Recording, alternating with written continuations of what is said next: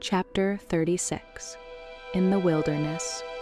For nearly 40 years the children of Israel are lost to view in the obscurity of the desert. The space, says Moses, in which we came from Kadesh Barnea until we were come over the brook Zered was 38 years, until all the generation of the men of war were wasted out from among the host, as the Lord sware unto them. For indeed the hand of the Lord was against them, to destroy them from among the host until they were consumed. Deuteronomy 2:14-15. During these years the people were constantly reminded that they were under the divine rebuke. In the rebellion at Kadesh they had rejected God, and God had for the time rejected them. Since they had proved unfaithful to his covenant, they were not to receive the sign of the covenant, the rite of circumcision. Their desire to return to the land of slavery had shown them to be unworthy of freedom, and the ordinance of the Passover, instituted to commemorate the deliverance from bondage, was not to be observed. Yet the continuance of the tabernacle service testified that God had not utterly forsaken his people, and his providence still supplied their wants. The Lord thy God hath blessed thee in all the works of thy hand, said Moses in rehearsing the history of their wanderings. He knoweth thy walking through this great wilderness. These 40 years the Lord thy God hath been with thee. Thou hast lacked nothing. And the Levites' hymn, recorded by Nehemiah, vividly pictures God's care for Israel, even during these years of rejection and banishment. Thou in thy manifold mercies forsookest them not in the wilderness. The pillar of the cloud departed not from them by day to lead them in the way, neither the pillar of fire by night to show them light and the way wherein they should go.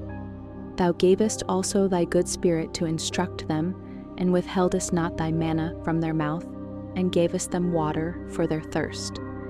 Yea, 40 years didst thou sustain them in the wilderness. Their clothes waxed not old, and their feet swelled not. Nehemiah 9:19-21. The wilderness wandering was not only ordained as a judgment upon the rebels and murmurers, but it was to serve as a discipline for the rising generation, preparatory to their entrance into the promised land. Moses declared to them, "As a man chasteneth his son, so the Lord thy God chasteneth thee, to humble thee, and to prove thee, to know what was in thine heart, whether thou wouldest keep his commandments or no. And he suffered thee to hunger, and fed thee with manna which thou knewest not, neither did thy fathers know, that he might make thee know that man doth not live by bread only, but by every word that proceedeth out of the mouth of the Lord doth man live." Deuteronomy 8:5-3. He found him in a desert land and in the waste, howling wilderness. He led him about, he instructed him, he kept him as the apple of his eye. In all their affliction he was afflicted, and the angel of his presence saved them. In his love and in his pity he redeemed them, and he bare them and carried them all the days of old. Deuteronomy 32:10, Isaiah 63:9. Yet the only records of their wilderness life are instances of rebellion against the Lord. The revolt of Korah had resulted in the destruction of 14,000 of Israel, and there were isolated cases that showed the same spirit of contempt for the divine authority. On one occasion, the son of an Israelitish woman and of an Egyptian, one of the mixed multitude that had come up with Israel from Egypt, left his own part of the camp, and entering that of the Israelites, claimed the right to pitch his tent there. This the divine law forbade him to do, the descendants of an Egyptian being excluded from the congregation until the third generation. A dispute arose between him and an Israelite, and the matter being referred to the judges was decided against the offender. Enraged at this decision, he cursed the judge, and in the heat of passion blasphemed the name of God. He was immediately brought before Moses. The command had been given, "He that curseth his father or his mother shall surely be put to death." Exodus 21:17. but no provision had been made to meet this case. So terrible was the crime that there was felt to be a necessity for special direction from God. The man was placed in ward until the will of the Lord could be ascertained. God himself pronounced the sentence. By the divine direction, the blasphemer was conducted outside the camp and stoned to death. Those who had been witness to the sin placed their hands upon his head, thus solemnly testifying to the truth of the charge against him. Then they threw the first stones, and the people who stood by afterward joined in executing the sentence. This was followed by the announcement of a law to meet similar offenses.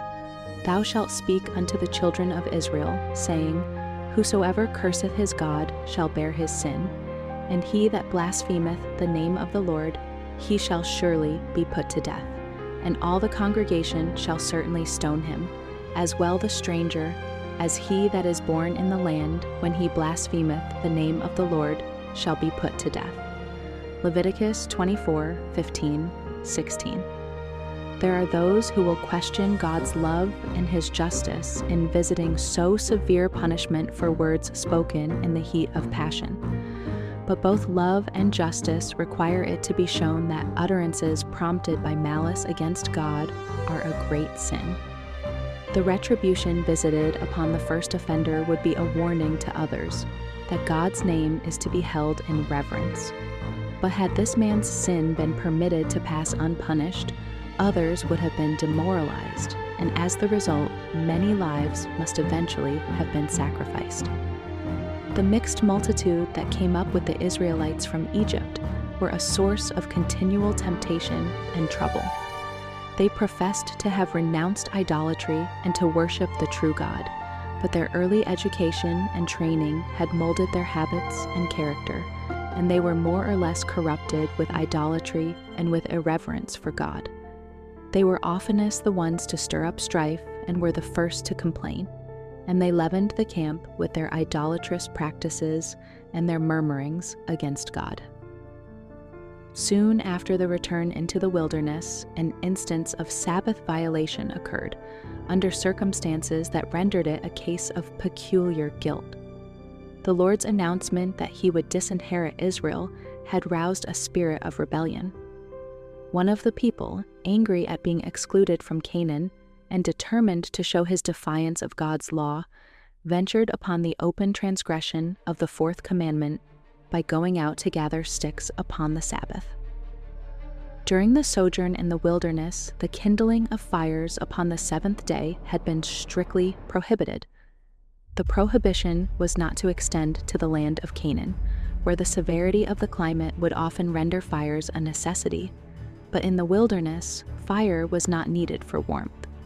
The act of this man was a willful and deliberate violation of the fourth commandment, a sin not of thoughtlessness or ignorance, but of presumption. He was taken in the act and brought before Moses. It had already been declared that Sabbath breaking should be punished with death, but it had not yet been revealed how the penalty was to be inflicted. The case was brought by Moses before the Lord, and the direction was given. The man shall be surely put to death. All the congregation shall stone him with stones without the camp numbers. 15:35. The sins of blasphemy and willful Sabbath breaking received the same punishment, being equally an expression of contempt for the authority of God. In our day, there are many who reject the creation Sabbath as a Jewish institution and urge that if it is to be kept, the penalty of death must be inflicted for its violation. But we see that blasphemy received the same punishment as did Sabbath breaking. Shall we therefore conclude that the third commandment also is to be set aside as applicable only to the Jews? Yet the argument drawn from the death penalty applies to the third, the fifth, and indeed to nearly all the 10 precepts, equally with the fourth. Though God may not now punish the transgression of his law with temporal penalties, yet his word declares that the wages of sin is death. And in the final execution of the judgment, it will be found that death is the portion of those who violate his sacred precepts. During the entire 40 years in the wilderness, the people were every week reminded of the sacred obligation of the Sabbath by the miracle of the manna.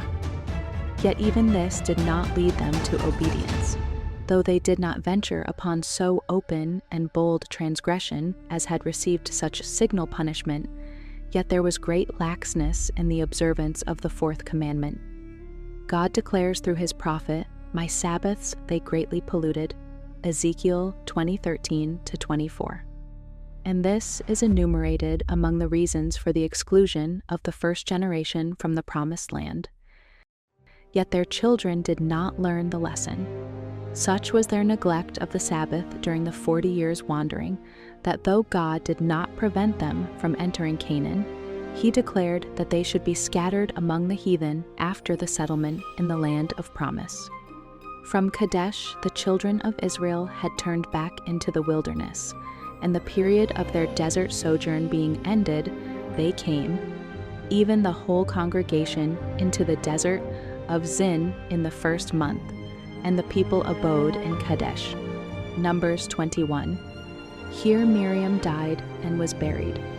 From that scene of rejoicing on the shores of the Red Sea, when Israel went forth with song and dance to celebrate Jehovah's triumph, to the wilderness grave which ended a lifelong wandering, such had been the fate of millions who with high hopes had come forth from Egypt.